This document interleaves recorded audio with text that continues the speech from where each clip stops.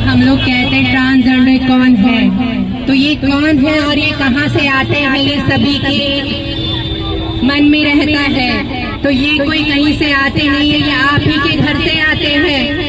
और ये ऐसे बच्चे होते हैं जिन्हें बचपन से ही अगर वो अपनी माँ की या अपने बाप का कपड़ा पहनता है, वो लिपस्टिक लगाता है, तो उसे कहा जाता है तुम ऐसा मत करो। क्यों? क्योंकि वो बाइबल वह या तो लड़के होते हैं या तो लड़कियां होती हैं। तो उन्हें जब वो लड़का कहता है नहीं मुझे तो मेरी माँ की लिपस्टिक लगानी है, मुझे तो मेरी माँ की साड़ी अच्छी लगती है, तो उस टाइम उसकी माँ कहती है नहीं ये तुम्हारे लिए नहीं है। वो तो समझती भी नहीं है कि इस बच्चे का फीलिंग क्या है, वो बस समझते इसे हमने पैदा कर दिया, ये वही है, ये वही नहीं है, इसके अंदर भी इंसानियत है, मैं भी कोई इंसान हूँ, मेरी भी कुछ फीलिंग है जो हम कभी खुल के नहीं बता पाते। जब हम अपने आप को खुल के आते हैं तो हमें कहा जाता है ये ट्रांसजेंडर है, ये ट्रांसजेंडर है।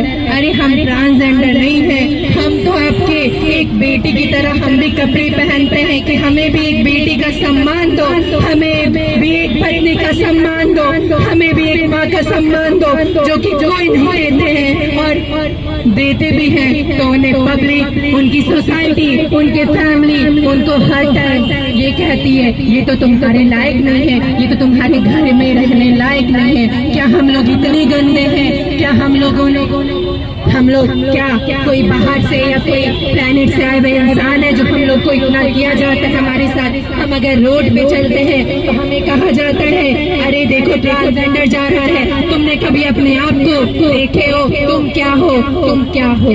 तो कभी भी किसी के जेंडर को आप जज ना करें, वो भी एक इंसान है, उसकी भी फीलिंग होती है, या तो वो लड़के की तरह जी रहा है या तो लड़कियों की तरह जी रहा है। उसकी फीलिंग पे कभी भी आप लोग हाथ ना उठाएं। मुझसे कोई गलती हुई तो मुझे माफ करें।